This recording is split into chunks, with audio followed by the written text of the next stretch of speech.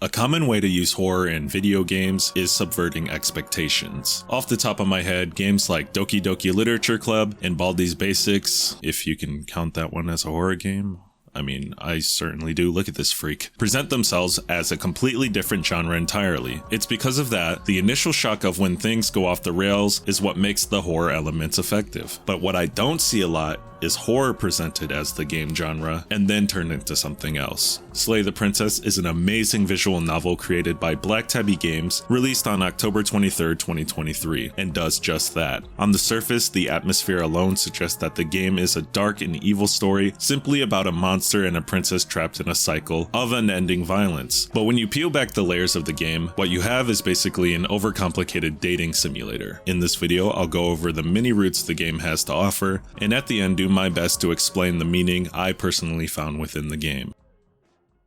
But before we get into any princess slaying, there's something else I've been taking a stab at. As you can probably tell from my channel, I really like the horror genre. But what you probably didn't know is that I'm a big fantasy nerd. Spanning from novels to films and movies, I love just about anything within the genre, so long as it has a captivating world and an interesting story to tell. But one thing I have had a harder time discovering is a great fantasy game that matches that criteria. That was at least until I found a little something you might have heard of called Raid Shadow Legends. I've heard about Raid before, always seeing clips of gameplay and character art, but I didn't know just how much content the game really had before playing it myself. It's a strategy-heavy game with super in-depth campaigns. Not to mention you can team up alongside your friends to defeat powerful bosses and collect amazing rewards. And remember when I said I love stories with an interesting and captivating world? Well, Raid Shadow Legends has an abundance of amazing animations to give proper introductions to some of their most popular heroes. Starting off may seem challenging, and if you're like me, you're going to want to jump in and start fighting the most challenging stages and bosses the game can throw at you. But that's why they're giving away 2 epic heroes entirely for free to help new users get right into the action. All you have to do is go to my link in the description or scan the QR code on screen. You'll receive Mausoleum Mage as a part of a massive starter pack right when you log in, and once you hit level 15 you'll receive Rector Drath in another completely free starter pack. Big thanks to Raid for... Wait, what? What do you mean there's more? Well, I was just informed that they're also offering the legendary hero Sun Wukong to brand new players as well. That's right, the Sun Wukong, a powerful god originating from Chinese mythology. All you have to do once you're in the game is enter in promo code Monkey King to recruit this powerful ally to your team. But this offer will only be available for 72 hours after registering, and only one promo code can be redeemed in 24 hours, so you gotta be quick and mindful. Hurry up and start playing today, and once again, big thanks to Raid, and let's get back to the video.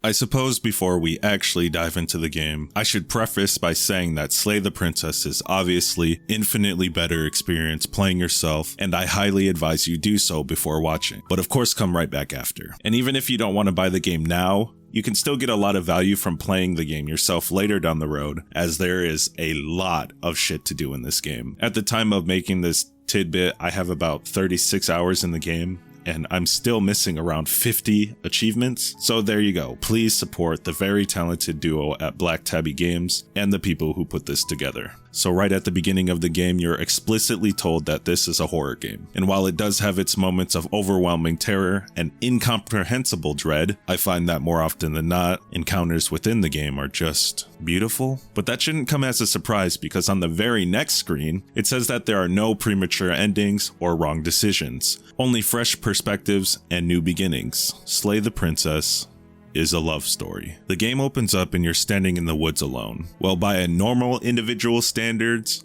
you're alone. But accompanying you on this journey is a voice in your head labeled the narrator. But this isn't just any narrator, he's a very special one. You can interact with him in all sorts of ways, although the only thing that he seems interested in is the task at hand, slaying the princess. I wish I could tell you that the narrator provides a reliable and unbiased guiding hand throughout the journey, but he immediately shows his credibility by withholding important information, like, you know, why you have to kill a princess in the basement of a cabin in the middle of nowhere. Not really a great first impression. What I would have thought is that this is for some type of medieval Red Room fantasy, but don't worry. I'm here to give you a second completely unbiased guide throughout the game. Remember, There are no wrong choices at all. Absolutely not. Once the cabin is in sight, a new voice appears in your noggin, which I'm sure is a sign of great mental health, but we're not going to dwell on that. This one's labeled Voice of the Hero. With a title like that, I'm sure you can imagine his personality, but the concern he displays over the morality of slaying a princess solidifies his position as such. More or less, his role is more so to provide a morally good, if possible, but generally realistic perspective on any given situation. He has the capacity to question your actions, but ultimately will support your judgment regardless as he learns and develops alongside you.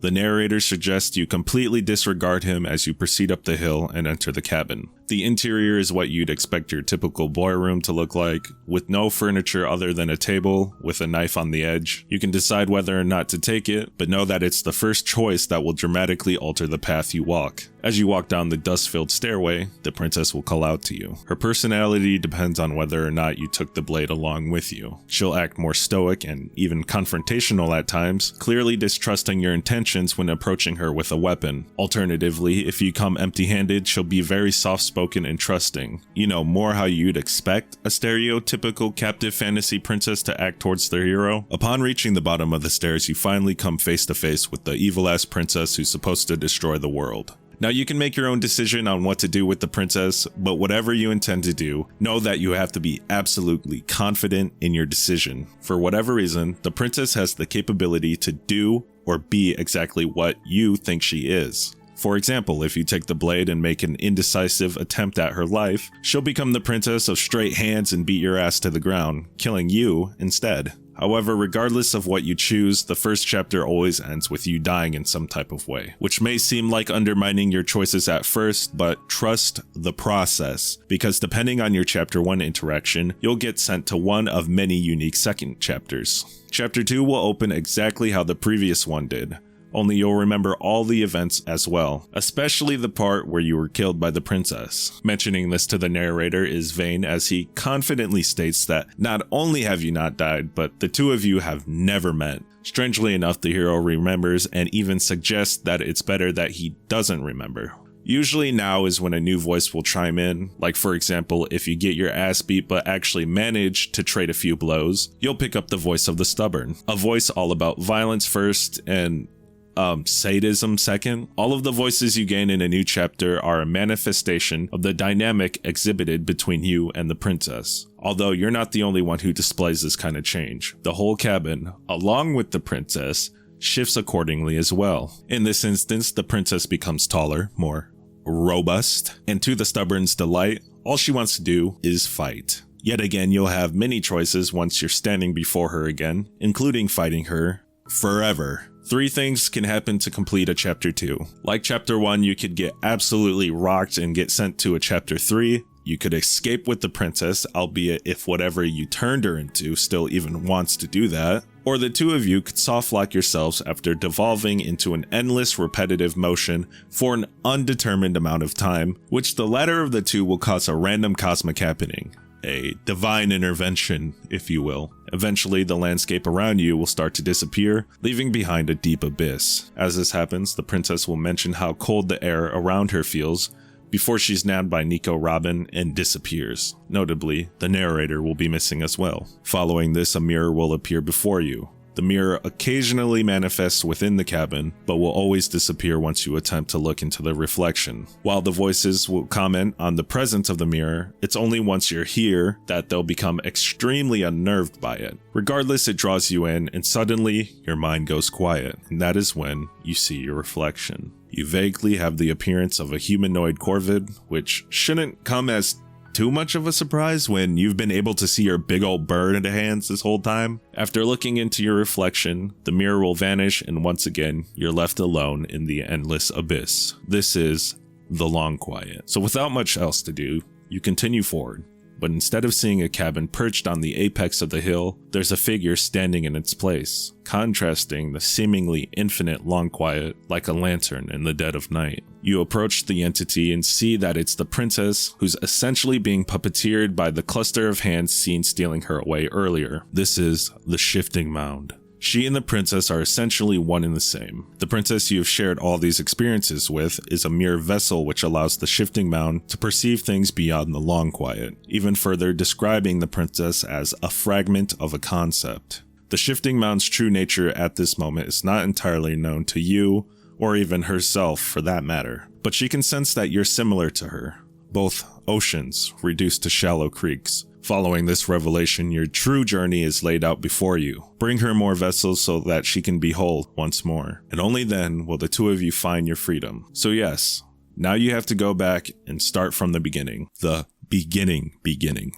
After your meeting with the shifting mound, you once again see the Chapter 1 title card, and the opening sequence plays out just as it did the first time. Although the player doesn't remember anything following your first encounter with Shifty until you return to the long quiet, you as a backseat player have the benefit of exclusive insight. For the sake of not sounding too repetitive, for Chapter 1 I'll always just go right to when you enter the cabin, as that's when the first divergence occurs. To start things off, crazy I'm saying this far into the video, you'll ignore the blade and head straight down into the basement, causing the princess to take the form of the more approachable and soft-spoken version of herself. I think it's pretty funny that when the hero comments on how beautiful her voice sounds, the narrator will just be like, nah, she trying to manipulate you, spoken like a true incel. Anyways, once you fully come face to face with the princess, you decide to help her escape. She seems harmless enough after all. After a quick analysis of the chains, it's obvious you're not going to be able to break through them with your bare hands, and will need the key. But as soon as you head up to the stairs, the door slams shut and locks from the outside. The narrator is now using his influence over the world in an attempt to stop you from setting her free. Although the princess, still determined to be free from the cabin, begins tearing chunks of her arm off with her teeth. As you look on in shock, you hear a metal bang ringing from behind you. Your attention turns to see that the pristine blade from upstairs conveniently no-clipped into the basement. The narrator is providing one last opportunity to do what he thinks is right, and you take it. Before the princess can react, you pick up the blade and deliver a decisive strike into her shoulder. The princess manages to fight you off from the ground and prepares to attack. In an instant, the two of you begin a struggle after the princess lunges at you. After a lethal exchange of blows, you both fall to the ground, consumed by exhaustion, and begin to bleed out. You're lying there on the cold floor, and she glances over at you and goes, "This isn't the last you've seen of me," before dying and beginning Chapter 2, The Witch. Dying this way also gains you the voice of the Opportunist. The Opportunist is a voice who seeks to gain an advantage over others. This is primarily achieved through scheming, playing all sides until a moment to extort the princess, or even in some rare cases, you, presents itself. He's one of a couple voices that feel relatively indifferent about what happens to the princess, only really caring about himself and you by proxy, causing him to usually be in favor of the more selfish option. After a little banter between the voices in your head, you make your way into the cabin. The interior is now a twist and bind of thick roots, and the table has been downgraded from a fine piece of craftsmanship to a lowly stump presenting the blade. This time around, you take the blade and head into the basement. As you make your way down the butthole stairs, the princess calls up to you, letting it be known that she remembers who you are and what you've done to her. Stepping into the room, you see her new form, not too different from the previous appearance, but now donning more cat-like features. Her entire personality can pretty much be summed up with this expression. She's reasonably sussed out by anything you say to her, simply saying, "If you're really sorry, then prove it." With what's happened previously, there's really only one way to regain her trust, by surrendering the blade and allowing her to hold the power. You can imagine the narrator and the Opportunist are extremely against giving a knife to someone you quite literally just backstabbed. Hell, even the hero is hesitant about the idea, but ultimately agrees that it's the right thing to do if the broken trust is to be mended. You toss the blade across the room, respecting the distance between the two of you, and she cautiously retrieves it. She eyes it with suspicion before kneeling down to pick it up. I wouldn't have done that. Why did you? You hear a clanging of metal against the dirt floor, and the chains fall from the princess's wrist. She could have gotten out of those the whole time, that sneaky little... A woman after my own heart. It's a shame we just gave her a weapon, because if I were her, I'd use it on us right now. Yes, the entire time she could have escaped, showing that a little trust goes a long way. In a way where you don't try to stab her and get fooled by her mischievous methods. Blade in hand, she slowly makes her way over to you, leaving only a couple feet between you. At last, you can now see her in all of her devious, gremlin glory. The princess will ask you what you think happens next, while brandishing the blade, clearly about to serve you the UK special greeting, and you take the opportunity to share a more intimate moment as you proclaim her beauty and express how much you truly want to save her this time around. This sudden spark catches her off guard, and the narrator begins to hate on your game. Unfortunately for you, however, after a quick contemplation, she writes your words off as another trick to pull one over on her, and promptly stabs you right in the heart. After falling to the ground, the princess towers over you and begins to mock you, clearly enjoying the suffering she's caused you until she abruptly stops. In your final moments, you can see a deep look of sorrow spread across her face, and you hear a dramatic shift in her tone, as she questions why you just kind of took it, but you don't get a chance to answer as you succumb to the stab wound soon after. Dying to the witch lands you in chapter 3, the Thorn. Just as soon as the narrator begins his introduction, the voices immediately talk over him to discuss the unjustified stabbing you were just a victim of, including a new one, Voice of the Smitten. This voice, aside from sounding like Laszlo from What We Do in the Shadows, meet thy maker, is essentially the embodiment of unconditional love. There are no limitations to what he's willing to do to display his love or passion for the princess, and is always in favor of whatever will bring you closer together. And while this does sound a lot nicer by contrast to the Opportunist, there are moments where this can go a bit too far. The forest you start in isn't as lush as it once was. The trees are all bare with thick pointed branches stiffly protruding from the trunk. Along with this, the area surrounding the cabin has massive thorny vines interwoven throughout the ground. After entering the cabin, you can't help but notice a lack of walls despite what the exterior previously suggested. In addition, there's roses sprouted within the corners of the room, and the mirror is blocking the entrance to the stairs. Concerningly, there is no knife on the table, so without any other option, you push past the mirror, empty-handed, and walk down into the basement. The princess calls out to you, and her voice sounds weary. By now, she's clearly exhausted by the back and forth dance of trust and betrayal. At the very end of the previous chapter, she showed vulnerability in her newly acquired thicker skin. She thought she had it figured out, but now doesn't know what to make of the situation, how to feel, or even why you bothered to come back. You walk up to the princess, who now has thorn vines wrapped around her body and arms. Blood trickles down from scratches decorating her skin as she looks over at you with tired eyes. The blade rests between her hands, which explains why it wasn't upstairs. She's been holding onto it this entire time. You express to her a desire to set her free once again, and she states that she wants to believe you, but remains suspicious of your motivation. After discussing a mutually shared desire for freedom, she reconciles a bit, but can't help but acknowledge all of the pain you've caused each other. In a leap of faith, you carefully place your hands over hers. Don't try to snatch the knife away from her, instead waiting for her to willingly allow you to receive it. But before she does, she clutches it tightly and gives you a look that says, "Don't try anything funny, or you're gonna get the hands again." The narrator and the Opportunist both briefly suggest stabbing the princess once more, but the Smitten and hero immediately shut that shit down, and you begin to hack away at the thorny bindings until the princess falls into your arms. She gives you a warm smile, and the Smitten demands that you kiss her before the moment ends. And you do just that, to the narrator's demise. You lean in, and you kiss her. And she reciprocates enthusiastically. You kiss. It's done. Are you happy now? Come on now, this is the big moment. You can do better than that. Ugh, fine. You and the princess lock eyes and stare deep into each other's souls with all the roaring emotion that comes from letting what once was hatred turn into pure, unbridled passion. Are you making fun of us? And then each of you close your eyes and kiss. Words can describe neither the nuclear fire nor the oceanic depth of your connection. Please. I think he actually likes romance. If history itself were not about to end, historians would document this moment for the rest of time. Musicians would write era-defining ballads, and great artists would expend entire lifetimes trying to merely capture the spark you hold right now. He's making fun of us. It doesn't matter either way, because this is good stuff. I'm aware of my skills.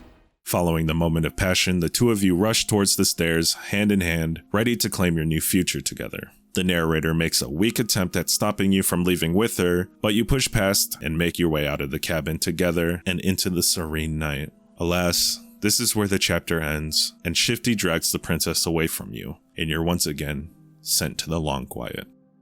In this chapter 1, you start by taking the blade down with you to the basement. The princess is more callous and outright accuses you of wanting to murder her, although it's not really much of an accusation because, without a word, you take a step forward, preparing to do what you've been tasked to do. As you do, though, the princess begins to fill your mind with doubt, saying, she could be down here for a reason, and that you really don't want to find out what she's capable of. The thought sinks into your mind and you hesitate, considering that she could be dangerous after all. Nonetheless, you lock back in and charge the princess, only she's quick, easily evading your strike and countering with a heavy elbow that instantly lays you out and tucks your ass in. Before you can even process what happened, she stomps you into a small brown stain for good measure, then kneels down on your neck. There's not even really a struggle this time. You sort of just charge in and get beat up instantly. Speedrun.com should honestly make this a category for Slay the Princess. Just call it bodied any % with how fast you went down. Without a chance to rebuttal, you slowly and quietly die as she squeezes the last of your life from your body and everything goes dark. This sends you to Chapter 2, Tower, gaining you the voice of the broken. The broken is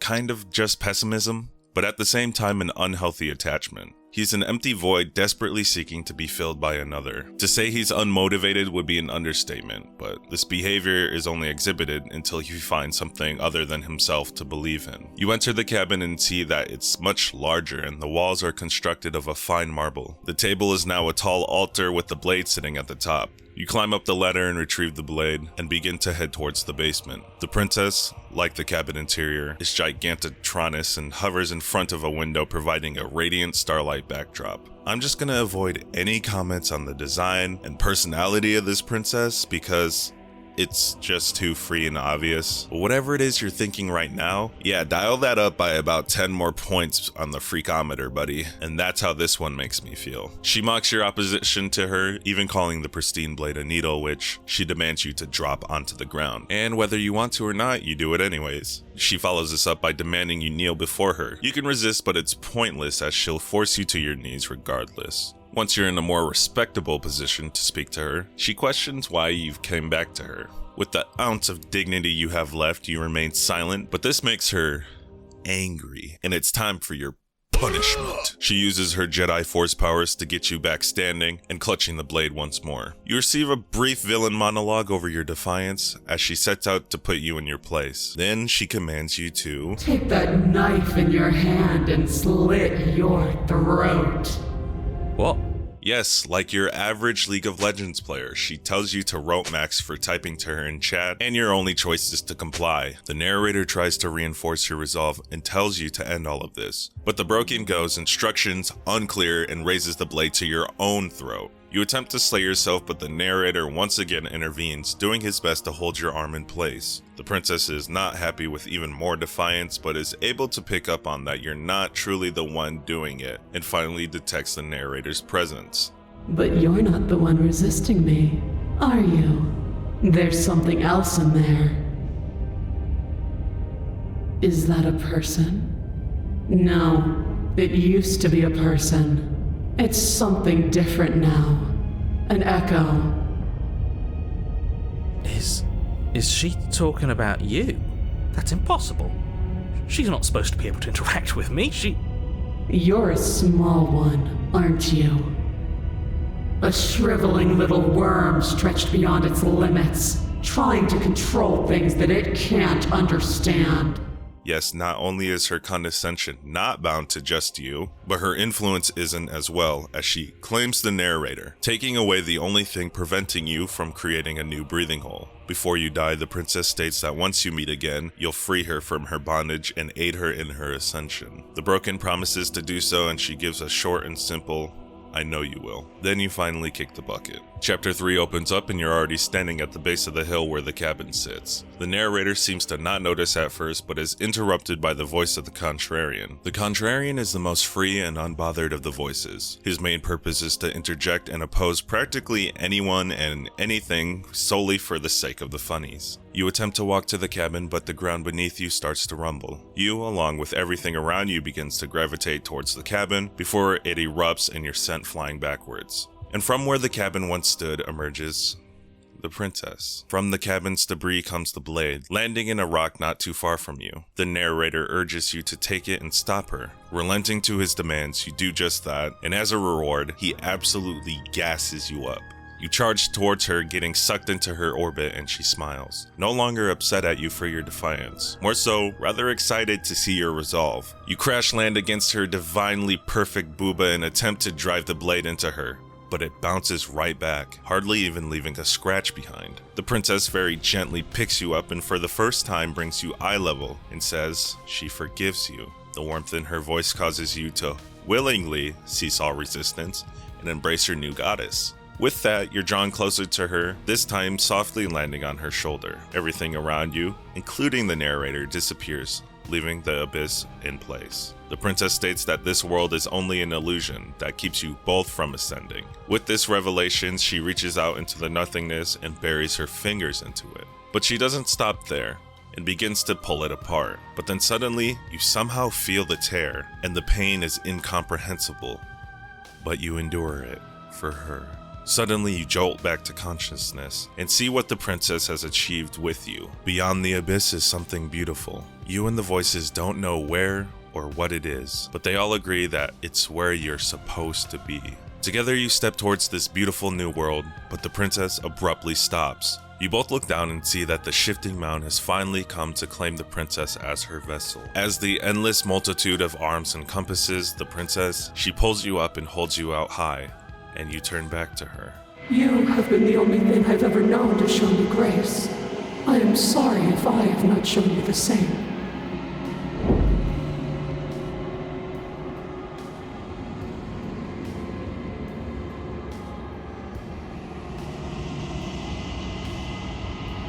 Fly, little bird. She launches you towards the world beyond, but before you can cross the threshold, the hole closes back up, and you realize you're back in the long quiet. For this chapter 1, you're gonna enter the cabin and take the blade to the basement along with you. You're given the opportunity to be petty and childish to the mostly combative princess, and it's kind of funny because this is the one aspect of your interactions she'll always match your energy in. She'll tell you that she doesn't want to talk to you unless you drop the blade, and refusing to do so causes her to start ignoring you. Then you can just start squinting at her, and she'll squint right back at you, and just as hard. You stare at the princess, squinting. She squints back. The two of you are gonna do this forever, aren't you? You squint even harder. So does she. As you and the princess are going squint for squint, the narrator urges you to take action, claiming that someone is gonna have to make the first move. So as much as you were enjoying it, you do charge the princess. Despite your nat 20 initiative roll, the princess is yet again the first one to make first contact, as she easily evades your strike encounters, this time with a heavy blow to your jaw. You're brought down to the ground and a bit dazed, but you're not out yet. You manage to put up an even fight against the princess, and eventually deliver a final blow. This, however, comes at the cost of your life. You both fall to the ground, rapidly approaching death, but this time around, the princess takes being stabbed pretty well. Dying like this sends you to Chapter 2, The Adversary, and your new government-issued head friend is called Voice of the Stubborn. The Stubborn, as you can imagine, is incredibly headstrong and wants nothing more than a good fight, always wanting to go down the option of violence. This gives him a pretty unique dynamic with the narrator compared to the other voices, in that their desires are somewhat aligned. He displays deep interest in any princess who can not only provide a satisfying challenge, but yearns for the challenge just as much as he does. The interior of this cabin feels tighter, and the walls are made of jagged stone more akin to a cave. Blade in hand, you make your way down to the basement and lay eyes on the new form of the princess. She's taller and her stance brims with confidence, and as her title would suggest, her body has demonic features such as goat footsies and horns forming a makeshift crown. All this princess wants to do is kill and be killed on repeat, which is craziness. She doesn't even desire to be free anymore, claiming all she wants is a great fight. Nonetheless, you're convinced the best course of action is to free her, but the narrator interferes by influencing your body to stay in place. But he doesn't stop there. In response to the voices calling him out for playing dirty, he shows just how much he cares and narrates you flipping off the princess. Then we get another good example of what I was talking about earlier. She doesn't even know what it means, but gives a fuck you back just to be a hater. The stubborn doesn't necessarily agree with freeing her, but would prefer anything other than just sitting here and flipping each other off, so he pushes you to rush the princess. The princess raises her dukes and smiles, ready for her long-awaited rematch. You aim for her wrist, trying to sever her hand and unshackle her, but she doesn't even react and smashes your head in with a single blow. You fall to the ground, defeated, and die. Chapter 3, which is called The Eye of the Needle, begins, and you're no longer on a path in the woods. It's more like a crevice with a couple of dirty-ass scrubs around. Yet again, the moment you spawn in, the narrator is cut short by the new voice of the skeptic, suggesting a more strategic approach to setting the princess free without dying this time. The skeptic, in my opinion, has significantly less depth than many of the others. I often see people say he's the most rational of the bunch, but most of his suggestions are based on blind hunches. He doesn't even really care to side with the narrator or the princess, more so discovering some type of unseen truth. At any rate, he seems to have pretty good synergy with the stubborn, so that's cool to see. You continue down the jagged path and reach a valley where the cabin sits. The interior of this cabin has the most dramatic shift thus far. It went from being a structure made of stone to just being made of stone. This is just straight up a cave, dude. There's not even stairs anymore. It's just a deep pit leading to another section of cave where you find the princess. Her previously demonic features shifted more into that of a dragon's, as she towers over you even when huddled over. And yes, she is very muscular, and I want my head crushed between her thighs. She immediately starts crashing out over you not bringing the knife down with you, fearful of another disappointing battle. She rushes at you while threatening to break you apart as punishment. Whether or not that's actually a threat is in the eye of the beholder, I guess. You scramble up the wall and make it to the tunnel leading to the door, with her close on your tail feather. You burst through the door and roll onto the ground, and the princess follows you outside. She's confused. What is this place? Where are we? This doesn't feel right. Free? This is just... What is this? This is just another place. I don't care about places. I only care about you. Is this what you wanted? For me to see this? Fine then. I've seen it. Are you happy? Are you finally going to come back to me? Are we finally going to fight?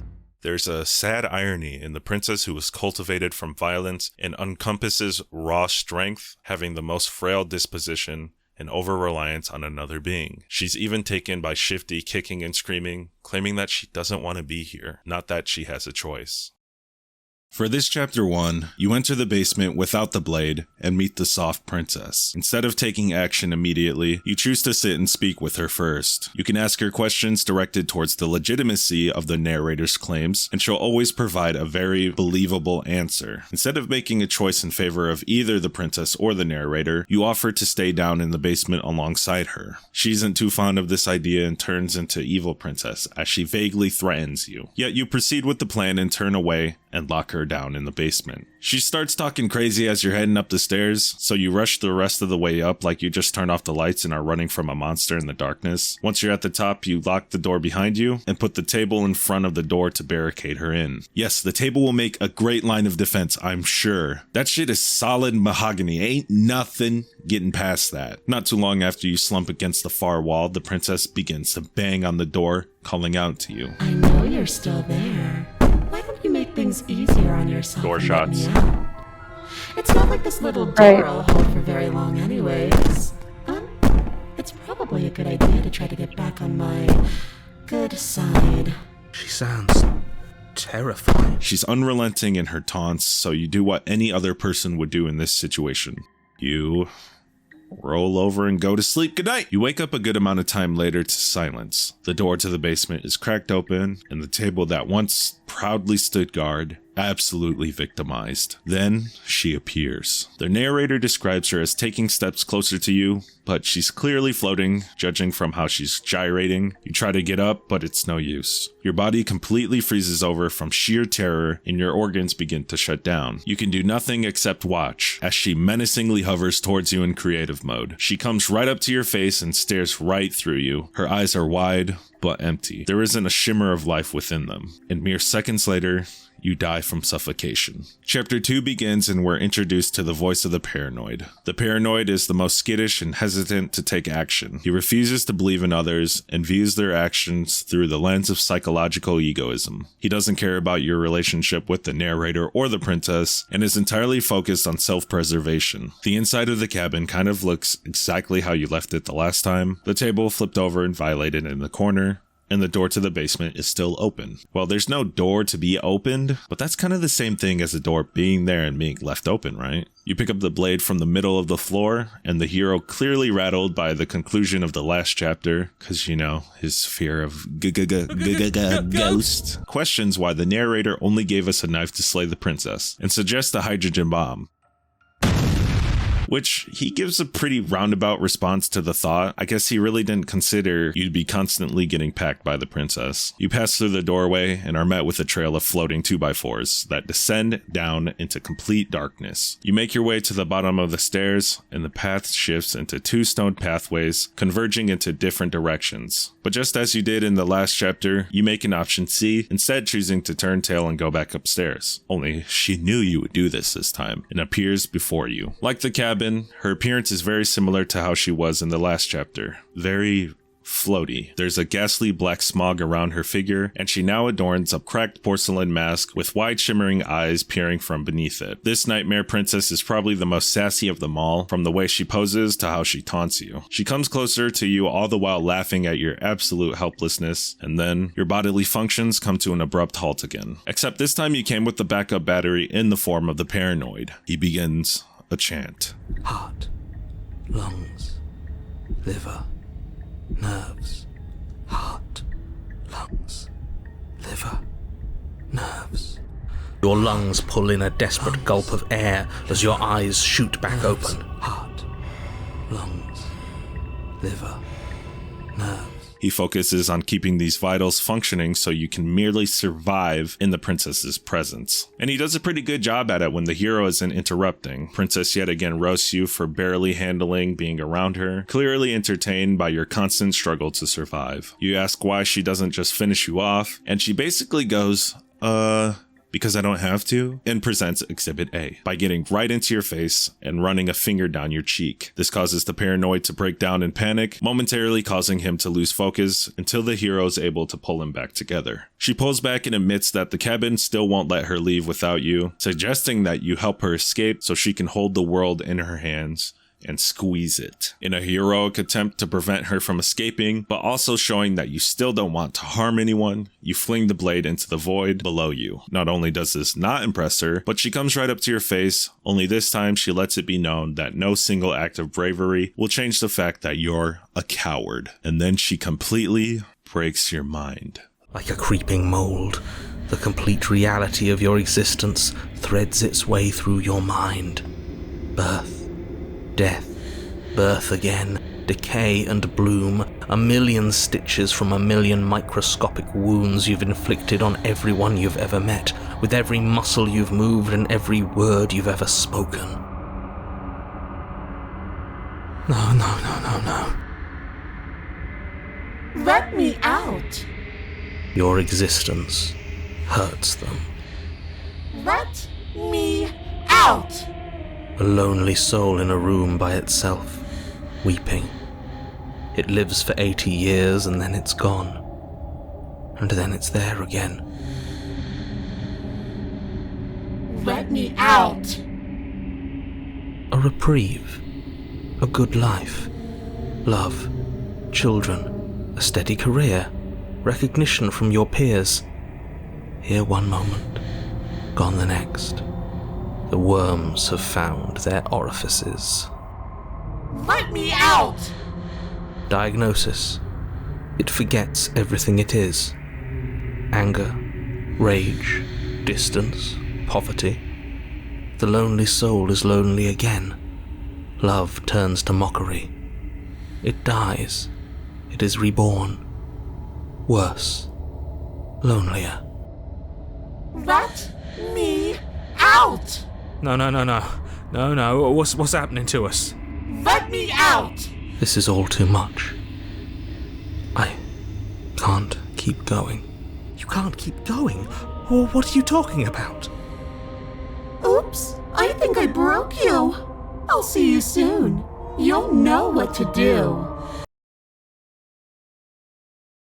This chapter starts off with immediate panic and confusion. The entire forest, if you can even call it that, resembles how the basement looked in the previous chapter. Now, it's one thing when the path in the woods is all messed up, that's been a normal trend. But you also have a dramatic increase of voices in your head, at least from your perspective. It's not just one more like it's usually been. There's actually a great deal of them now, as the cheated picks up on. It's hard to even concentrate as they contradict and speak over each other. The narrator tries to focus down your thoughts again by asking you questions to reassess the situation, though this only starts more scattered chattering within your mind. The only thing left to do for your own benefit at this point is to press forward. You march through the darkness while doing your best to avoid falling into the emptiness below, until you finally come across the hill where the cabin usually is. Walking up to the idea of a cabin, apparently, you're confronted with nothing but the mirror. Everyone gives their idea on what to do with it, but it disappears before you can even make a choice, if you'd even be able to. From where it once stood is the pristine blade driven into the ground. You reach to take the blade, but before you can, the ground beneath it implodes into a seemingly endless pit. Then from among the darkness, you see something begin to stare back at you. She comes further and further from the pit with every passing word as her mask breaks apart into smaller pieces. Once she's reached the entrance of the hole, she extends her hand, saying there's nothing left for you to do but to let her out.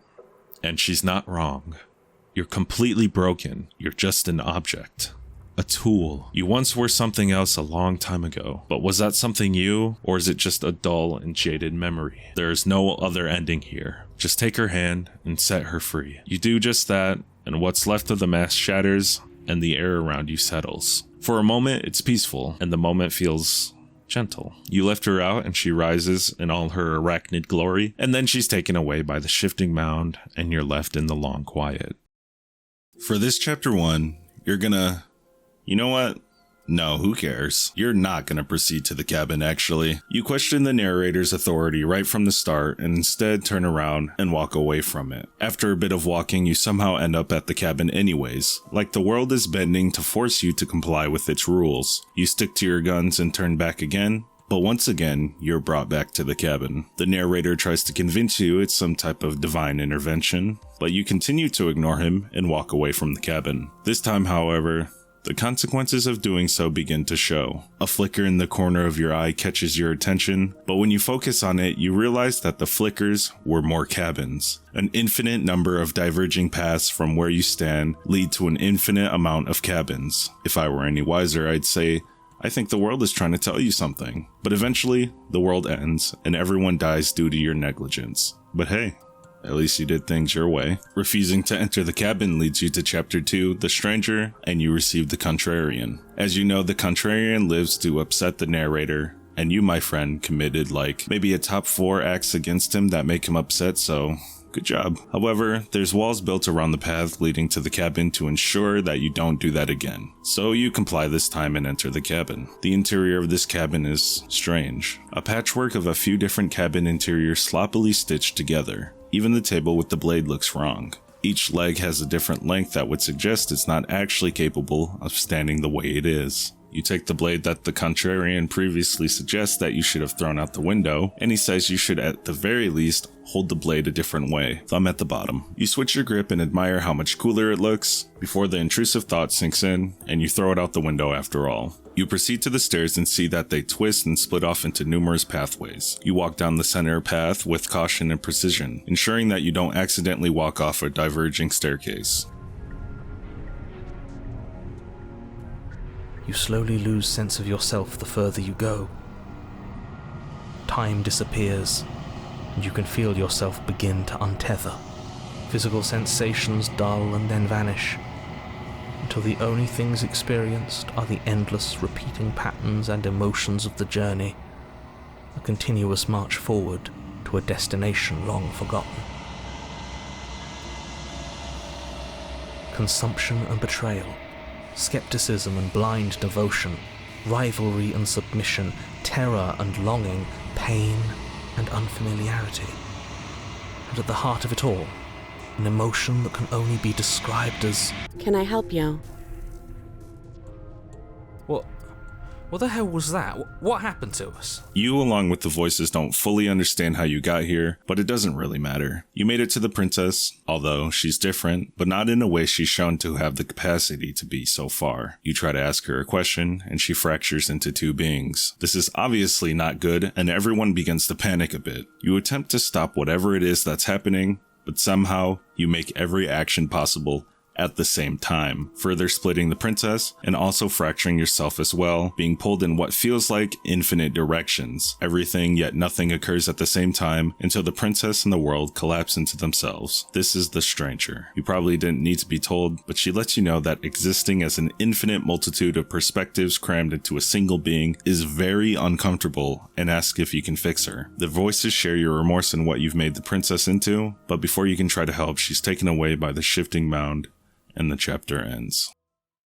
In this chapter 1, you decide to lock in. You enter the cabin and take the blade. After approaching the princess, she attempts to discourage you, as she's shown to do, only this time you take the narrator's advice and ignore it all. You full send it, clearly catching her off guard and decisively stabbing her through the chest. For the first time, the princess is the only one that falls to the ground and dies. I'd say at this point, it's almost uncanny to be the one looming over someone as they die, as opposed to being the one dying, but now you finally get to see the reward the narrator's been promising for slaying the princess. You head upstairs and attempt to leave, only to find the endless abyss shrouded around the cabin. The narrator explains that you did save the world from annihilation, but the cabin's been moved to another place far away from it. Now that the princess is dead, the world will no longer see new beginnings or tragic ends. Instead, a constant eternal bliss. Time passes and it's boring. The hero pops in and hits a massive "hear me out," suggesting that you use the blade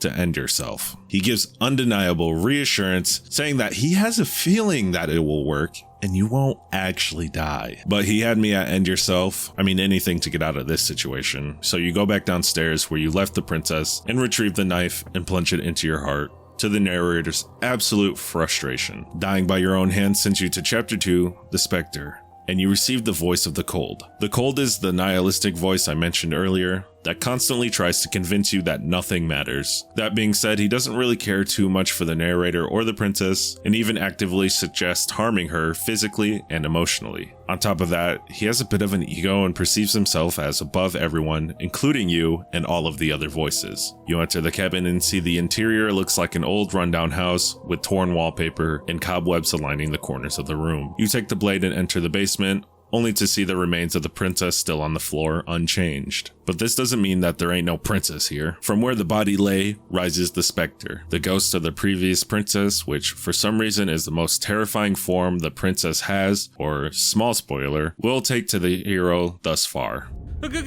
Ghost! She playfully dances around you and gives you a cute smile, and only a hater like the Cold could say some shit like, So she has a body, and she's right there.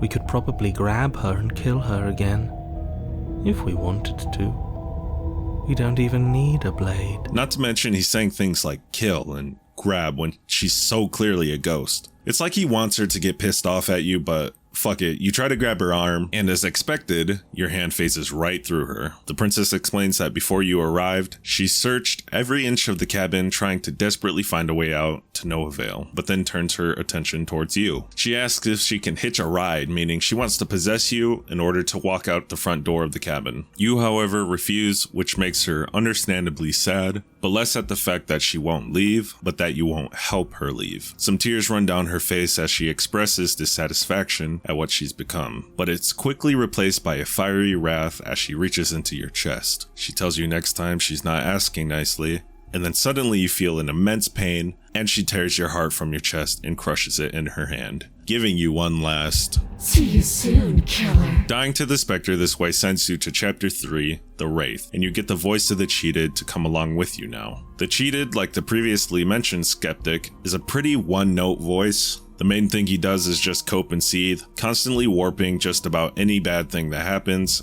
as some unfair outcome. He's always blaming the game, and that's pretty much it. The forest is now composed of thick and twisted trees abundantly covered in cobwebs, giving the appearance of a stereotypical spooky forest. You enter the cabin and see a long, narrow hallway with windows stretching down as far as you can see, which isn't very far because the mirror's in the way.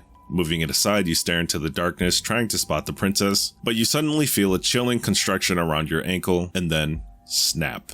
You collapse to the ground and your eyes meet with the princess as she holds your broken ankle. Her new form is extremely long and resembles a dried and decaying corpse. Her limbs are stretched and contorted in unnatural ways. Like an evil, conniving villain, she tells you her exact plan: to possess you and walk out of the cabin so she can be free. Of all things to break, I don't know why she chose your leg when her plan is to use your body to walk out, but I'm sure at this point she's far beyond logic and reason. She pulls herself inches from your face, getting a good long look at you before fully emerging from the floor and entering your body. You painfully rise from the ground against your own accord and are demanded to move forward. The cheated comes forward and suggests one last ditch effort to make a choice for yourself. Throw your body into the gap where the mirror once was. Without a moment's hesitation, you seize the opportunity and do just that, launching yourself towards the void. There's a brief struggle for control, but less power with a lighter burden proves efficient over greater power with a heavier one this time, as all it took was one final push against all odds. In an instant, you've already crossed your finish line. You and the princess are sent barreling down into an infinite nothingness. You fall for a while longer until she's violently torn from your body, and she's taken away by the shifting mound, leaving you alone in the long quiet.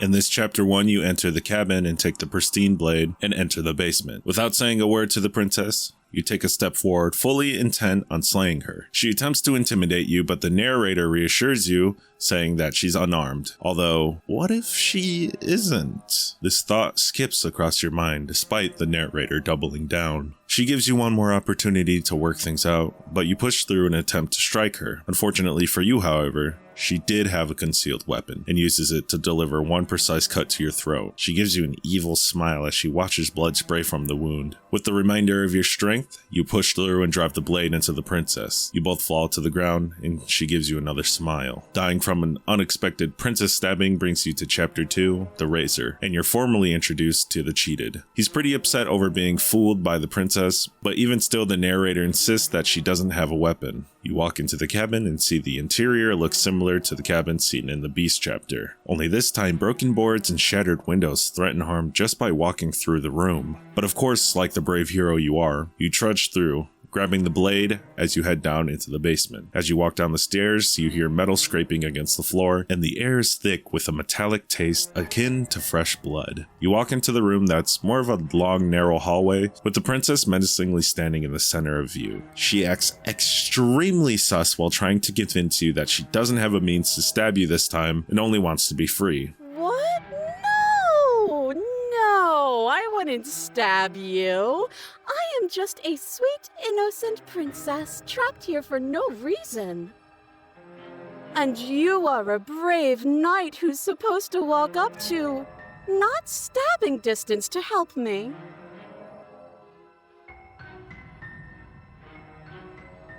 Oh, you don't. Okay, I see. I have an idea. You should come over here and stare directly at the chains. You won't be able to find a key if you don't know what it's supposed to look like, so you better come right within close staring distance just to be sure. I think I've said my piece at this point. This is like the only time when the narrator says she'll lie and cheat, she actually does, but ironically does a horrible fucking job at it. Regardless, you'll have to get close to slay her. With proof that she has no stabbing implements, you charge at her from across the room. Her uncanny smile strangely never leaves her face as you do so. But your focus is broken by the horrible sound of metal slicing through meat. Whose meat? Not ours, right? Hers at first, then yours. Hehe. How?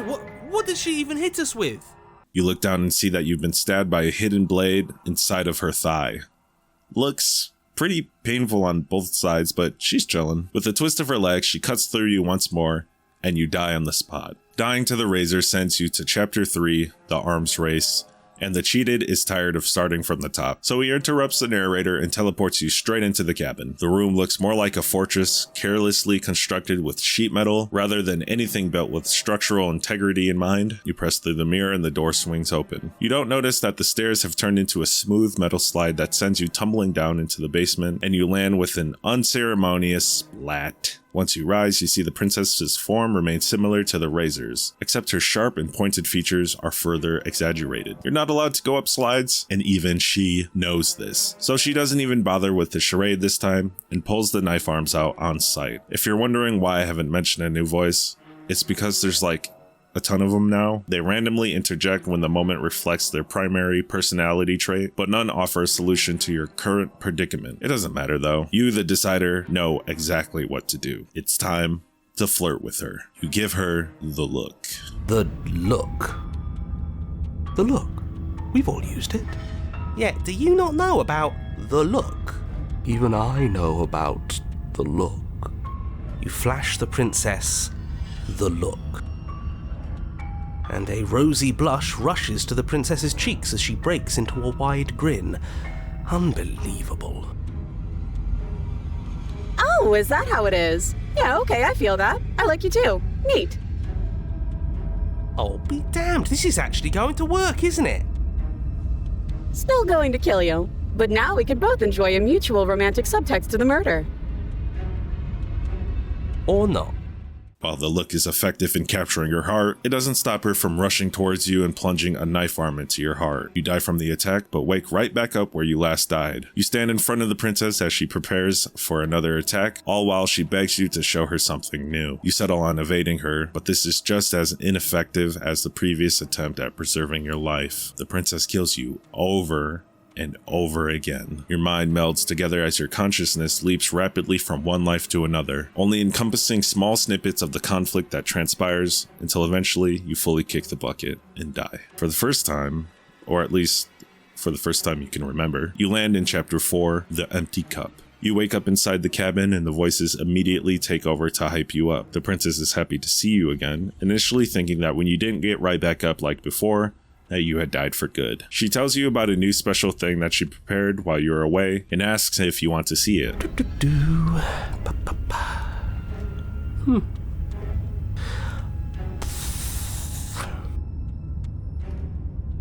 Are you going to say what she does?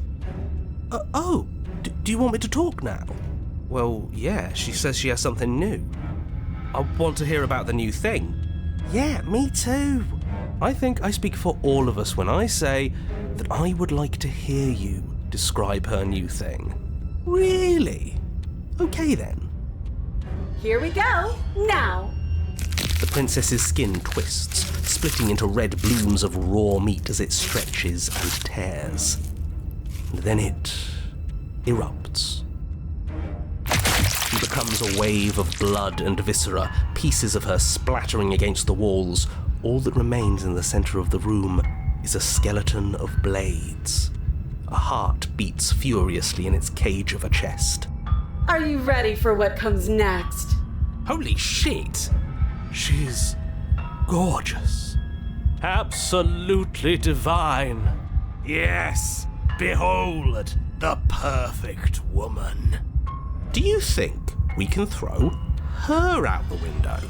The perfect woman is a cluster of swords creating a humanoid figure. The voices can't seem to settle on being excited, terrified, or just done with the princess's constant ass pulls, and all begin to argue over each other. The commotion makes it impossible to have a single thought of your own. All you can think to do is completely clear your mind from all of them, narrator included. This brings you to the void, and the princess can feel a sudden change in you, exclaiming that she needs to start taking your confrontation seriously. She swings at you, but to her confusion, there's not really a you to swing at now. She swings again, but this time something makes contact with her, bending her arm into a feeble and useless mess. She comes towards you in one last desperate attempt to hurt you, but her metal body completely implodes, exposing her heart. You remove it from her metal exterior, and it vanishes, leaving only her frail beating heart in the palm of your hand. Then the shifting mountain appears and claims what's left of her vessel, ending the chapter. Alright, we've been through a lot of evil routes, but a road less traveled has been trying to help the princess escape. For this one, you're gonna head into the cabin and take the blade to the basement with you. The princess will refuse to talk to you unless you drop the blade, so you comply and sit a little ways in front of her. Ultimately, she'll say, no matter what she tells you, there's no reason for you to trust her,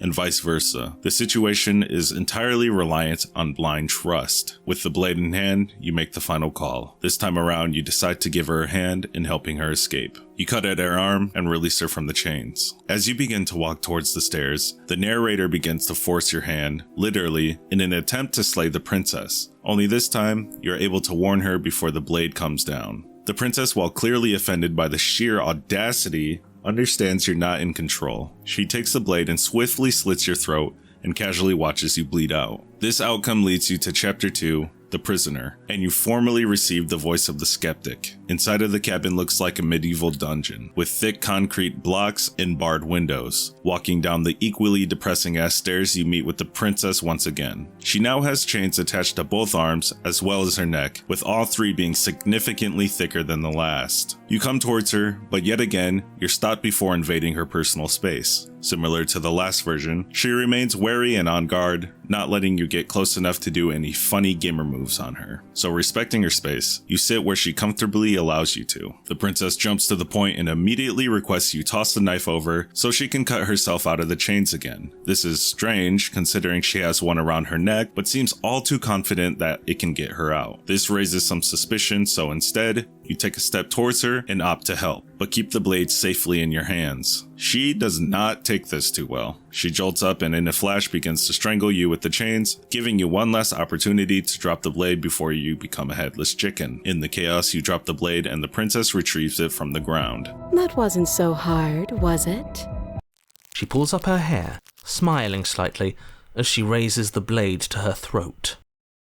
You can stay right where you are for this next part. What is she doing? She doesn't say another word as she cuts into her own neck. No.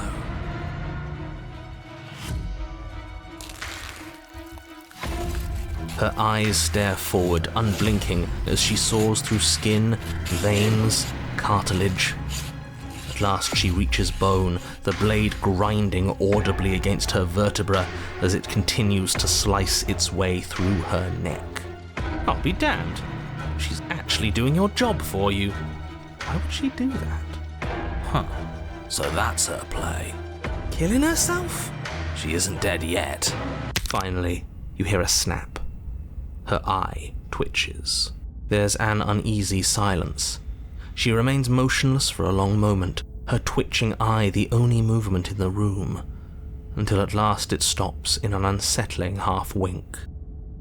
Her head twists slowly to the side, flopping to her shoulder, and her neck opens. The remaining tissue is not enough to hold the weight of her severed head. It stretches and tears until finally it falls to the floor, completely free. It bounces a few times before rolling to a stop at your feet. Oh no, what did we do? Can we put it back? Please tell me we can put it back. The princess cuts her head off, and you've successfully slayed the princess without doing any of the work yourself. The skeptic feels like you're missing the bigger picture, but the little baby boy hero just wants to forget any of this happened, so you head upstairs, not giving it too much more thought. You try to leave, and yeah, you know how this goes. Although this time, you decide to give an eternity of bliss a chance. The narrator insists on it being the best state of living possible, so you sit and try to enjoy it, and eventually get the princess slaying ending. Just kidding. The skeptic hates this ending, and cuts it short by stopping your heart, Star Platinum style, killing you. Dying from the skeptic during the prisoner chapter leads you to Chapter 3, The Cage. You're gifted with the voice of the cheated again, who starts by confronting the skeptic about the happy ending he was just robbed of. The path in the woods looks more like a chainy mountaintop.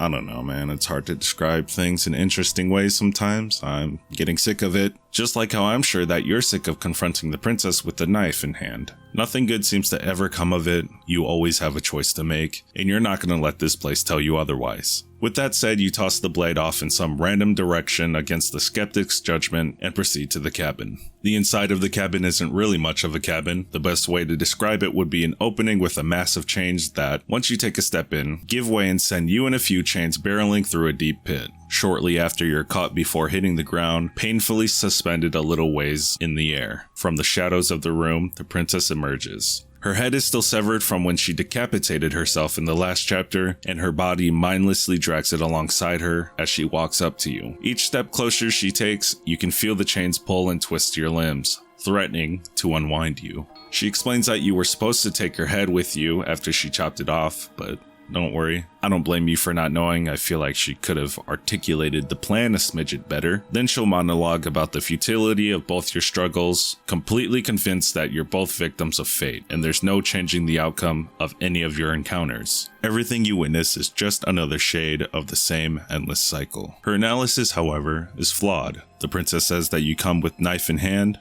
but you didn't this time. In a moment that would make the contrarian proud, you've already thrown it away, which not only takes the princess by surprise, but also her sentient body as well. It halts to the princess's confusion, and she lets you down. The room's brought to a silence before her body opens up the cage and beckons you to take the princess with you. And you do just that. She smiles as you grab onto a lone chain that reaches to the top of the pit. The body begins to hoist you up, and the princess apologizes to you. You finally reach the top, and without absolutely any other option, you walk outside with her, and she's taken by Shifty soon after.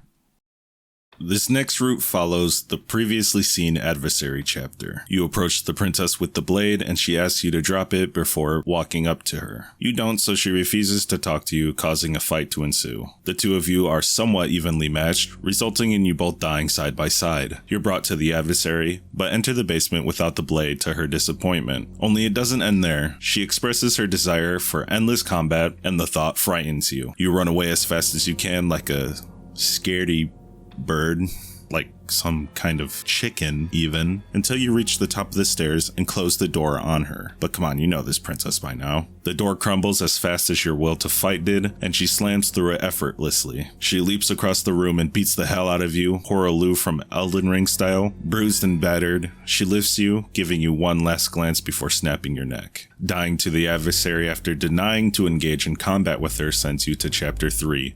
The Fury. The cabin has a grand interior that suggests it was once an elegantly constructed piece of artistry, but the growth seen outside has found its way in, bursting through the cracks of the walls and columns. You enter the basement and see the new shape of the princess. Her skin is flayed and loosely wraps around her muscles, forming a tattered makeshift dress. The skin around her chest is pulled back and exposes her beating heart. True to her name, she's pissed and marches towards you, completely ignoring the chain around her wrist. The skin on her arm tears and slides it right out. She continues her charge and will ignore anything you try to say to her. Then once she's up and close, with a single motion you're completely torn apart. You're unrecognizable as anything other than a pile of gore, but you're not dead. She wants you to suffer. And oh boy, are you about to suffer. The princess kneels before you, and the narrator explains that on average, the body of a sapient creature has 30 trillion cells. One of those cells is peeled away from the others. Following this, the princess asks, Are you still there? Are you still you? The hero and the stubber don't feel any kind of change, but this is only just begun. Your cells are exponentially being stripped away. Once you get to 512, she asks once again, and then continues, climbing all the way to the 100,000s. The Broken is the first to acknowledge the shift and describes it as something liquefying you. It reaches the millions and she asks again. The form of the princess starts to lose its shape and become gooey as well. At this juncture, the stubborn caves and admits that it has a little kick to it, but doesn't give in yet, jumping to the 100 millions, and the princess now rapidly loses the form she once had. The narrator says counting is unnecessary now. Your body is a writhing mass before you're deconstructed and reconstructed into various shapes and forms. Eventually it's all compacted into a ball as large as a fist, and the hero completely loses sense of self and begs for it to stop. The ball is unraveled and shaped into a body. The Broken comforts the hero, and he lets go. The Broken and the stubborn remain. Your body is now stretched into a line that exponentially grows longer, but your matter remains constant. She asks again. The stubborn boldly responds, yes. The torture continues, and you're stretched into a line 64 miles long. This is when he gives in and lets go as well, leaving only the Broken. The stretching doesn't end, and you're wrapped around the world multiple times. He tells the princess he's going to stick around as long as she needs him to. Then the bonds holding your cells together give, and you're separated into 30 trillion separate pieces. And like this you remain. The narrator describes it as each second passing in each cell before arriving to the next, and each one passes as 1 million years. And then finally, the princess yields. Every part of you both snaps back into place, and you're whole again. What you were before it all. The princess sits slumped on the opposite side of the wall. The broken claims she's like you, and that a piece of her is now missing. You ask her what the point of the whole incomprehensible torment was, and she states that she just wanted something she had lost back, but her actions didn't do anything to bring it back. You tell her that you're going to leave, but in the most sympathetic act in all of history, you extend your hand out and invite her with you. She takes it, and together, you and the princess head out of the cabin in silence. After the shifting mount takes her away and the mirror appears, the Broken says the only thing left for you to do is to look at yourself. He's the only one who tells you that it's going to be okay, and the chapter concludes. Following the trend of exploring alternative routes for already seen second chapters, we're now going to see a different outcome when you enter the cabin and immediately slay the princess. You go down, slay her, claim your reward, ask for a refund,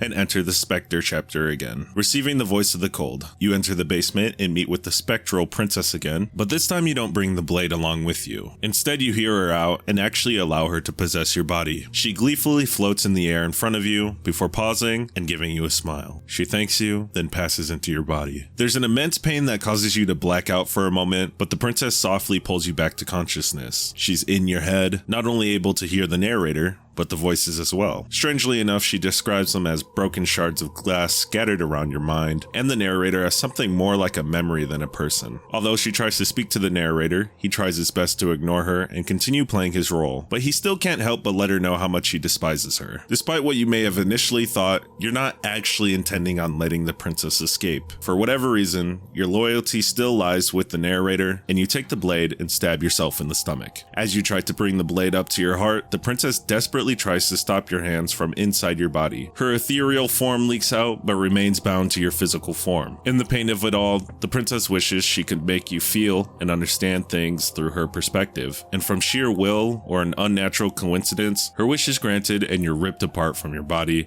and placed into the mind of the princess. You now see and hear things from her perspective and can also speak with her, similar to how the voices speak to you. Your body gurgles in an attempt to speak, but it's clear it'll be dead soon. The princess realizes this and tries to leave the cabin with you in her body, assuming that it would still count as leaving together, but she's too late, and you're sent back to the start. Not your start, however, her start. She doesn't get a cute title card, just a short description of her captivity and a repeated claim that this is what she deserves. She asks if you're still there, and you speak up letting her know that you're still together. You apologize to her for the second stabbing, and she pretty easily forgives you, finding it hard to be mad or hold it against you, adding that being in the basement together just feels right. You ask her if she's still a ghost creature, and she looks down at her hands. They flicker from solid to translucent, like the world doesn't know what she's supposed to be this time. After some waiting, you mention how different her starts are from yours, and bring up the title cards. Obviously, this makes you sound crazy, but she promises not to laugh, so you explain what they say. She laughs anyways, of course, but expresses a fondness for the Chapter 1 title, but says that it's time for a new title card, naming you in Chapter 3, The Princess and the Dragon. Following this, you both hear the door to the cabin open upstairs and a clang of metal. Heavy footsteps trudge down the stairs, and from the shadows emerges a large figure shrouded in black feathered wings. It's you. The princess attempts to speak to the figure, but the only response she gets is a slow head turn with piercing white eyes. You infer that the voices in the narrator must be discussing their next move, and the princess asks if that's why you constantly stare in silence, revealing that all of your internal discussions happen in real time, which is kind of funny and sad at the same time. Like, the princess is so nice to politely wait for you to finish no matter what form she's in. She asks the figure to share its thoughts out loud, and it finally responds with mockery. It's clearly the voice of the opportunist as the dragon dangles the blade above its head. The cold and the hero make their presence known as well, as they openly discuss your absence until they fall back into silence, presumably to speak in their mind again. You encourage the princess to be more assertive, and she does just that, yelling to get the dragon's attention. She lets them know that you're inside her mind now, and the opportunist happily states that they get to take out 2 birds with 1 stone now. The dragon takes a step forward, and the opportunist explains that now that the princess isn't a ghost anymore, she can be killed with the blade again. And with that, the dragon rushes you and the princess with an intent to slay you both. The hero interjects long enough to let you know that he, and presumably the cold, voted against violence. A familiar argument briefly ensues, and then the dragon stabs the princess. As the blade enters the princess, however, you're jolted back into your body. You can comically hear the voices discuss the morality of stabbing a defenseless princess once again, but before they can make the next move, you drop the blade. The narrator senses you're back first, and then the voices. The opportunist immediately starts the meat ride like he didn't just try to kill you to become the top dog. Then the princess reminds you that you still need the blade, but understandably requests to be the one to free herself. The opportunist obviously is against the idea, but the hero's in agreement, calling it a leap of faith, so you comply and toss the blade over to her. The princess cuts herself free and tosses the blade out of the window, to the narrator's demise. So I guess you left a fragment of the contrarian in there. Having let go of the blade, the princess takes your hand in hers, and you both head off to the exit of the cabin. You and the princess glance at each other lovingly one last time, and then you open the door and fall to the ground together. You take in the moment of happiness before the princess is finally taken away by the shifting mound, and you're left alone in the long quiet. In this chapter, you're going to follow the same route to get to the witch. Yes, that gremlin from all that time ago is making another appearance. So you trick the princess into thinking you're going to break her out and then switch up, either by attacking her or being silly enough to leave the door open after going to retrieve the knife and letting her escape. You're brought to the witch, and yet again you enter the basement with the blade. Instead of a noble quest of reconciliation, however, you're on a mission to annihilate the creature. You charge her head on, but she counters with pocket sand after revealing she wasn't bound by the chains still, and gets the jump on you. You're tackled to the ground, and she stares at you with nefarious intent before biting a chunk of flesh from your chest. In retaliation, you stab the princess in her back, and yes, she points out the irony in that. You and the princess then devolve into a long, drawn-out fight of dirty tactics. There's a break in the action, and you realize the roots making up the basement are in fact closing in on you. Glee dances across her face as she tells you her plan is to kill you both just so she can see you suffer and die as well. No amount of convincing is enough for her to call off the weird tree magic, and eventually you and the princess are entangled in the thick roots. They constrict and crack your bones, causing irreversible damage to your bodies. And just like she said she would,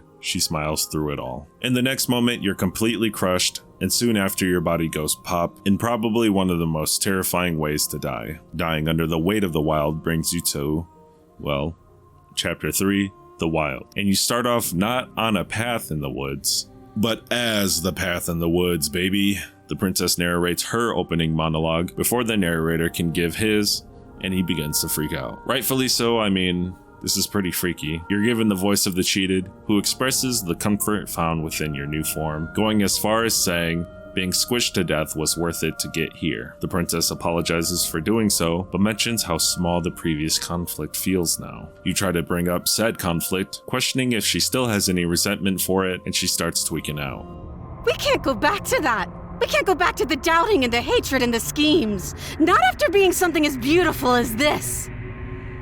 Doesn't all that conflict feel so far away right now? So petty? We've been posed against each other by something that understands the strength of our unity.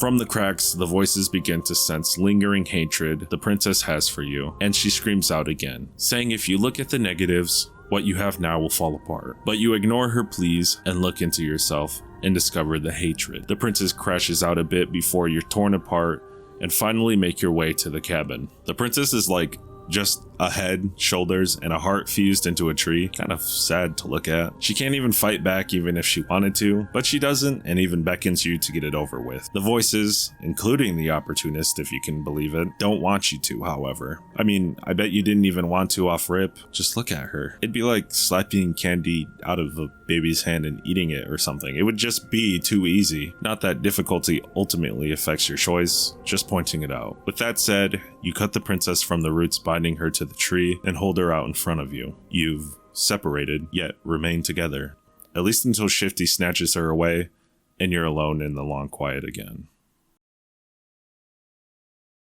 For this final chapter, you're going to do things how I'm sure you've been wanting to do them since the beginning. Unless you're like mean and evil, I guess. You enter the basement of the cabin without the pristine blade and meet the soft princess. They look a bit too solid to break through barehanded, so you go upstairs to look for a key, although the door to the basement mysteriously closes and locks in place. You walk back down to share the unfortunate news with the princess, and she starts to chew on her arm, saying if she could get out first, the two of you could escape together. As she does this, you hear metal ringing from behind you and turn to see the blade. You take the blade, but instead of using it to slay her, you cut her arm off the rest of the way as she looks at you with a bit of jelly still on her mouth. With the princess liberated, you both head towards the basement door, presumably to figure out how to get it open again, and the narrator starts to control your body. You warn the princess and she dodges out the way. You continue to resist the narrator's influence, and the princess takes the blade from your hand and sheepishly stabs you. The first one misses your heart, and so do the next couple. You actually end up dying from blood loss instead of being stabbed in the heart, and the princess kneels beside you, devastation plastered across her face. Dying from a forgivable stabbing sends you to chapter 2, The Damsel, and you get none other than the voice of the smitten. The interior of the cabin looks well kept and elegant. The narrator even describes it as a prison befitting a royal prisoner. You make your way down to the basement without the blade again, and meet the princess. Her features are even more soft than they were last time, and her dress looks a bit more elaborate as well. Everything the princess says sounds like it's a carefully crafted sentence, tailored to make you as happy as possible. The smitten believes her wrist to be thin enough to slip her right out and free her, explaining that the only reason why she hasn't done so already is because you haven't presented her with the freedom, whatever that means. The narrator tries to stop you from even approaching her, but the smitten's beliefs are way too overpowering, and you walk up to her anyways. You slip the chain right off her wrist and she embraces you in a warm hug. Following this, you ask her what she wants to do now, and she tells you she wants to leave. Then you can do whatever you want to do. The princess glows as you head up the stairs, together hand in hand. The narrator tries one last time to stop you, but with the power of love, you blast through the door and walk out the basement. He expresses his hatred for you at this moment, and the hero suggests that you stay in the cabin together as a way to make everyone happy. You tell the princess that all you need is each other to be happy, and romantically suggest that you stay in the cabin and build a new life. The princess clearly doesn't like the idea of staying in the cabin, and yet she accepts the offer, but the hesitation catches the smitten off guard. The smitten takes complete control of your body, and to the princess's horror, tears open your chest and exposes your heart to her. She leans in and picks up on your message, reaching towards your beating heart, but before anything else can happen, everything goes dark and you die. Dying by your own hands, courtesy of the smitten, brings you to an epilogue titled Happily Ever After, and you receive the voice of the opportunist. You wake up in the cabin that has the interior of a spacious room with large windows featuring multicolored stained glass. Easily the most regal cabin of them all, there seems to be two important things missing. First off, the pristine blade isn't on the table where it normally is, and second, the smitten is gone, as the other two voices point out. The stairs to the basement instead go upwards, to an above-ground basement. The room matches the vibes of the previous room, and the narrator admits that slaying her might actually not be doing her a favor this time. You head up the stairs and find the princess sitting across a long dinner table with a spooky shadow dancing behind her. The pristine blade hangs from a golden chain around her neck. She says now that you're here, you can start being happy together, forever. Just like you said you wanted to. Like clockwork, a chair shoves its way underneath you, sitting you at the table. The flames burn bright, and the shadow swings past the table, leaving behind a feast perfectly set across the table. You and the princess eat, and the food is extraordinary to say the least. The narrator describes it as the best meal you ever had, although once you finish, you find yourself hungry for more.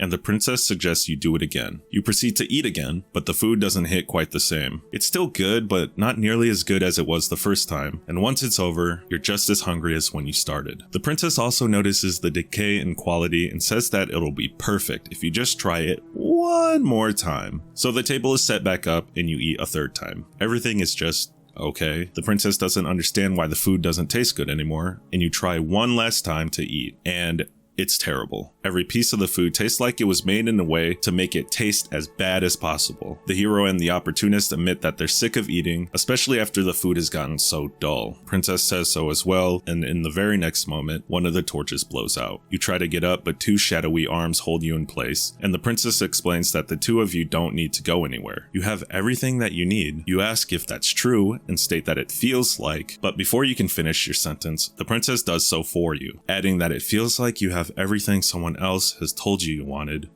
but it truly isn't. Again, after the words leave her mouth, another torch blows out, and the princess desperately tries to convince the shadow that you're happy after all. Following this, the narrator has a shift in demeanor and states that This is awful. You ask her again if she's actually happy, and she begins to hyperventilate, and quickly says yes and requests not to talk about it anymore. You continue to press her, however, and tell her to express how she truly feels. She responds with, "I don't feel anything," and a third torch blows out. The princess questions what happens when the last torch blows out, and you tell her to forget about what happens and ask what she wants to do if allowed to do anything in the world. She tells you she wants to dance under the stars, but says that there are none here, and you would have to leave to do so. The shadow holds on to her, but she states that she's not happy here, and never really was, causing the final torch to blow out.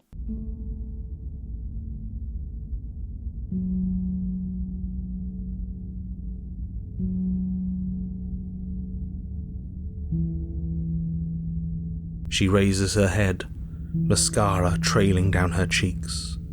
Me too. It feels like an important part of me is gone, but I'm still here. I don't know what to do with that. I don't know how we're supposed to pick up the pieces. The princess's eyes dart to the floor. Well, we can't sit here forever. That part of us is over. The princess pushes herself from her chair, and you instinctively do the same, waiting by the top of the stairs as she quietly crosses the room.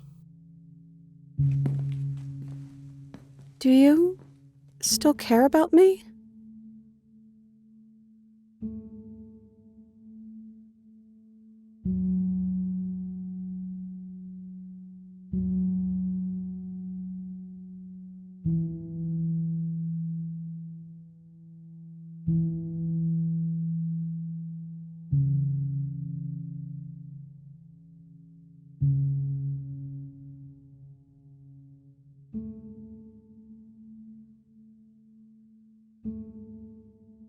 I don't know what this...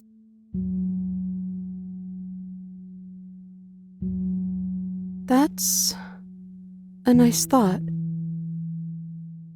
I think this place was bad for us. It was keeping us small. I think it's time for us to go. As the princess steps towards the stairs, you offer her your hand. The corners of her mouth curl into a demure smile, and she gently takes your hand in hers. She's cold, a little clammy, but her skin against yours is the most real thing you have ever felt. You're offering surprisingly little resistance. If we leave the cabin, doesn't that end the world? He's right, you know. You're giving us some real mixed signals, boss. Yes, well, I've seen my fairy tale ending, and I think there might be worse things than the end of the world. Well, this is less work for us anyways. Think what you will. I'm done fighting. You and the princess don't exchange words as you descend the stairs to the cabin's entrance. And then the two of you step out into the world. I think this is the end of me, even if it's not the end of you. I hope this was worth it. Genuinely, I do.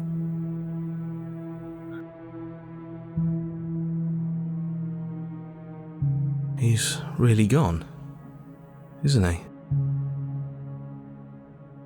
No boss anymore? No one left to tell us what to do? I guess we'll have to be our own boss then. About time. The stars are so beautiful. I meant it when I said I wanted to dance.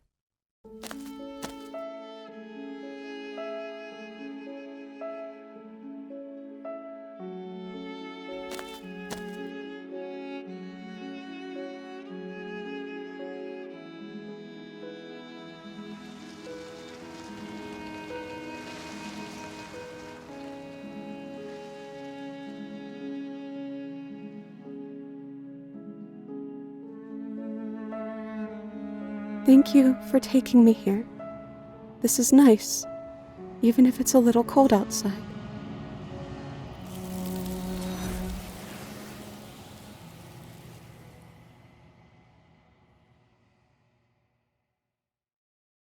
When you look into the mirror after giving the Shifting Mound her last vessel, you don't see your own reflection. Instead, the narrator appears. He shares the bird-like appearance with you, but looks a bit more bird than man. You can ask him many different things about you, himself, the princess, or the world you've been experiencing, and he'll answer truthfully. However, every time you do so, a piece of him shatters. Among the most important things he tells you is what you are. The Long Quiet. Yes, you are the whole ass Long Quiet, the abyss that this world resides in, which he describes as a construct. You, the Long Quiet, are a nascent god of stagnation, and the Shifting Mound is a nascent goddess of capacity and change. The construct, to my understanding, is basically the Long Quiet folded into a box and exist in every world at the same time. Focusing back to the narrator, he describes himself as an echo, which even a few of the princesses have hinted at throughout the game. The princess, if you haven't noticed, is able to be whatever she's perceived as. If any mortal were to see her, she would immediately awaken into her true form and be impossible to kill. To get around this, the narrator killed himself, but left a piece of him behind to properly guide you. His reasoning for doing any of this is because his world is on the brink of annihilation, and he only wishes to protect the ones he loves from this fate. Once he's down to the last question, you're able to give him reassurance or spite him one last time. But regardless, after this, the narrator ceases to exist.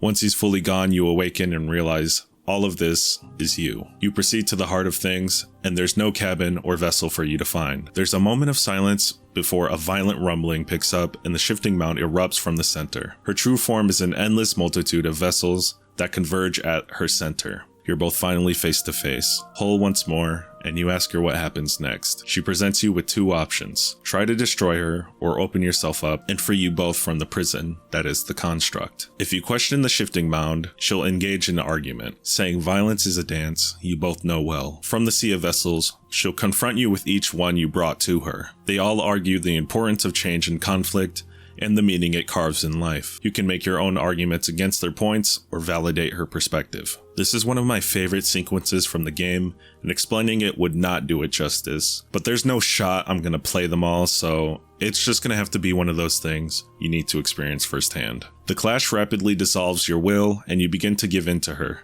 And yet she still is unrelenting, telling you to open your eyes and leave the man-made prison together. Just when you're about to fully submit to the Shifting Mound, the hero appears and says you're not alone. He explains that there's no convincing her the way she is now, but offers to take you to the heart. With one last "are you ready?" he takes you there. Once again, you're in the cabin somewhere deep within the Shifting Mound, and the hero describes the interior for old time's sake. He suggests that you bring the knife with you just in case, but you decide to leave it here and proceed down the stairs. The princess will reflect how your first interaction went and even comment on it. Not only that, but she'll joke with you based on how your first interaction ended. You first bring up the fairness of the weight put on both of you, and she says that even if it's not fair, that doesn't mean it hasn't been worth it, adding she's glad to have gotten to know you. The two of you discuss what you are and what to do next. Realizing you both just want to leave, the princess questions if that's even possible, and you take her hand in yours and tell her that regardless, what's important is that you leave together. The hero says he's going to stay behind, and you thank him for all he's provided for you. You head upstairs and excitedly scurry across the room, pausing in front of the door. Neither of you know what's going to happen next, but the princess says if it's bad, then it won't be as bad with you. You exchange a final "I love you," and both place your hands on the door handle. Open it, and the game ends. Slay the Princess is a love story, if you weren't able to pick up on that with the title, introduction, and the game itself. The narrator sets the events of the game into motion by tearing the concept of existence into two, but makes it rough enough so that if either half was missing, life would still be able to exist, albeit in two very different ways. The two halves form the nascent gods, the Long Quiet and the Shifting Mound. The Long Quiet is the moment, and the Shifting Mound is always the next. Stagnation and the capacity to change. Taken at face value, they complete each other, both figuratively and literally. They're both derived from the same concept and contain a piece of each other within themselves. This causes an immense longing that naturally draws them together. Not only that, but if either one is completely without the other, they would lose all purpose. This viewpoint is subtly told to us throughout the game, like during the Stranger route when the multitude of perspectives are melding together, and the Contrarian says everything happening at the same time is like nothing happening, and nothing is excruciating. The long quiet being nothing and the shifting mound being everything. But the most powerful display of love they feel for each other comes from the main narrative of the story, the princess roots. They experience a multitude of perspectives, and their love for each other grows stronger through it all. And I think the ending I showed you speaks for itself, but a bulk of the subtext lies within the chapters you play through. Now, like I said around the beginning, each chapter 2 gives you an opportunity to end the route without proceeding to a chapter 3. This is basically a necessity for what the game is trying to represent. Relationships can cease to develop, grow for better or for worse, and can even end before you get to discover what would have happened next. I'll start off with one of the most popular routes, which is also among the simplest to understand, the Thorn. You work towards gaining the trust of the princess by presenting yourself with good intentions, but the moment she lowers her guard, you strike at her, unsure of the threat she posed, and seize the first opportunity you had to slay her. When you meet again, the conflict ends the same, only this time, the roles are reversed. There's slightly more nuance to the situation given that she has conclusive reasoning to distrust you, but the theme is still there. There is no reason for her to trust you. The reflection of your actions, represented as the opportunist, does not trust her either, instead suggesting to keep kicking her down so that you can stay on top. Ignoring your past reflection, you show vulnerability of your own, but she still can't bring herself to trust you. She'll always bury the blade in your heart without hesitation, just as you once did as soon as the moment presented itself. Only this doesn't make her feel any better, akin to how you felt after backstabbing her, in fact. This, however, does present an opportunity for you to both learn from your mistakes. The relationship displayed through most of the Thorn is founded on not just harm, but betrayal, a relationship with long since broken trust. Like I said earlier, each chapter 2 gives you an opportunity to end the route without proceeding to a chapter 3. This is a basic necessity for what the game is trying to represent. Relationships can cease to develop and grow for better or for worse, and can even end before you discover what would have happened next. The witch and the opportunist are created once the trust in a relationship is broken. Conceding to the opportunist, or any chapter 2 voice for that matter, is ultimately repeating your past mistakes, leading to the relationship to end in just that.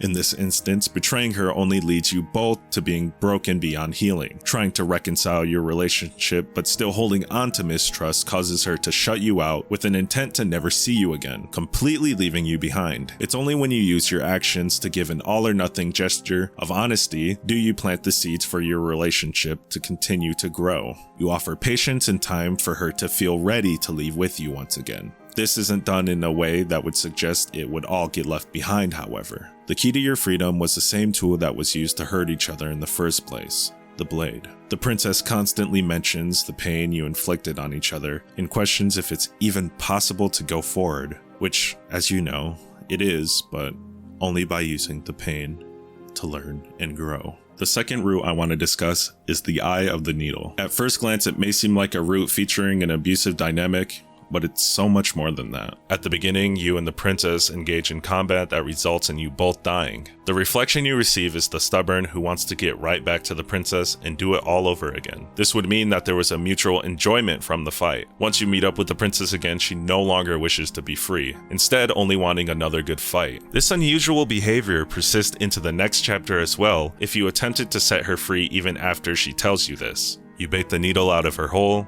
but nothing in her changes. Eye of the Needle is an allegory for an extremely sensual relationship where one party wants more, but the other is stuck on the idea of what their fiery passion once was and refuses to move on. A lot of the things the princess says are pointing towards the fight, meaning so much more to her. No, I remember you all right. Best 3 minutes of my life. Her face widens into a broad grin. There you are, knife in hand. How thrilling! Attack me, bleed me, twist the blade in my flesh, break your bones against my body. I want a real challenge this time. Trust me, I'm as oblivious as they come, but Don't play with me. We all know what that first one about the 3 minutes means. Another thing is the appearance of the needle and the adversary. They both resemble a demonic figure, hooves for feet, sharp teeth, and long horns atop their head. This is likely an allusion to the deadly sin of lust. In simple terms, lust is an extreme desire tainted by perversion. The princess desperately wants to wrestle with you. It's all she cares about from the moment you first ignited the spark of passion, and wants nothing more but to stretch the moment of intimacy, even until the very end of your beings if allowed to. But when you show her more of what you have to offer, she rejects it and desperately pleads for things to go back to how they were, stuck trying to remember the warmth of a flame that's long since been extinguished. The final one I'd like to talk about is, of course, happily ever after. The damsel is everything you want from the relationship, your perfect partner personified as a sweet princess who wants nothing but to make you happy. At least, that's what it seemed like on the surface. The smitten forces his desire onto the princess and expects her to perfectly reciprocate this feeling. When she doesn't, he shows her the contents of your heart, which results in you dying. You're brought to happily ever after, and you and the princess go through the motions of forcing a happiness that wasn't there. You eat together. At first it's good, but over time it gets worse and worse, and yet you keep telling yourself that there must be something wrong with the food. It shouldn't taste this bad. One by one, however, the torches burn out as you come to accept that there's something wrong with you. Happily ever after represents two people tricking themselves into thinking they're content with their relationship, but eventually comes to realize that it's not going to work out. The most obvious piece of evidence is the torches. The flames literally die out as you stop pretending and accept that the passion and love isn't there. You try and take your mind off of it. You eat and play games together. When it gets stale, you do whatever you can to try to keep the flame burning for as long as possible, but in the end, it always dies. It's only when you come to terms with this, you leave with the princess and allow her to find happiness in something else, dancing under the stars. Slay the Princess is many things, and what I've shared with you is only a small part of what it has to offer. If you were familiar with the game prior to this video, you know that what I've shown you is only one way of playing the game, and your own experience could and likely will be different from mine. My initial playthrough, I mean. Take that knife in your hand and slit your throat. Oh my god! Wait. No, what mommy, was no. The safe word, mommy, guys? no. What was the safe word, guys? Pineapple, pineapple, pineapple. You may draw the same conclusions, but the way you came to them will most definitely be different than how I did. Perspective and conflict shapes our meaning after all. It's literally what the game is built upon. So for the last time, if you like the game, please play it for yourself. Even if you don't have the money to buy the game, join Black Tabby's Discord server. They hand out keys for what feels like every goddamn month, I swear. I promise just because you watch this video doesn't mean there isn't more to experience. But that's all I have to say about Slay the Princess. Thanks again to Raid for sponsoring today's video. Don't forget to give it a try using my QR code or the link down below. And until next time, hope you have a great day.